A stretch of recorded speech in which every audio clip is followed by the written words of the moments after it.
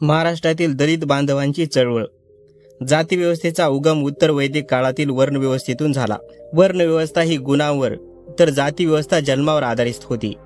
महाराष्ट्रात विविध समाजसुधारकांनी अस्पृश्यता निर्मूलन कार्यात मोलाचे योगदान दिले आहे.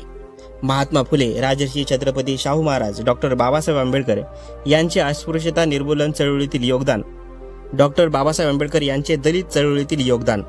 डॉक्टर बाबासाहेब आंबेडकरांची चळवळ ही दलितांना माणूस म्हणून प्रतिष्ठा मिळवून देणारी न्यायपूर्ण चळवळ आहे. सामाजिक व आर्थिक समतेशिवाय राजकीय स्वातंत्र्याला भक्कमपणा येणार नाही, या विचारातून 1920 पासून डॉक्टर बाबासाहेब आंबेडकरांच्या चळवळीस प्रारंभ झालेला आढळतो. 25 नोव्हेंबर 1926 डॉक्टर बाबासाहेब आंबेडकर यांनी नागपूर येथे समता सैनिक दल ही सामाजिक संघटना स्थापन केली. दलित बांधवांना गुलामगिरीतून मुक्त करणे हा या संघटनेच्या स्थापनेमागील उद्देश होता.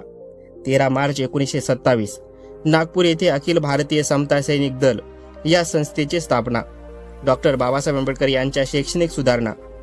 जून 1928 मध्ये अस्पृश्य विद्यार्थ्यांसाठी 2 वसतिगृहांची स्थापना. डिप्रेस क्लासेस एज्युकेशन सोसायटीची स्थापना. People's education society 1946. 1945 मध्ये अस्पृश्य समाजातील 20 होतकरू विद्यार्थ्यांना अमेरिका व इंग्लंड येथे उच्च शिक्षणासाठी पाठविले. भारतीय बहिष्कृत शिक्षण प्रसारक मंडळाची स्थापना डॉक्टर बाबासाहेब आंबेडकरांनी केली.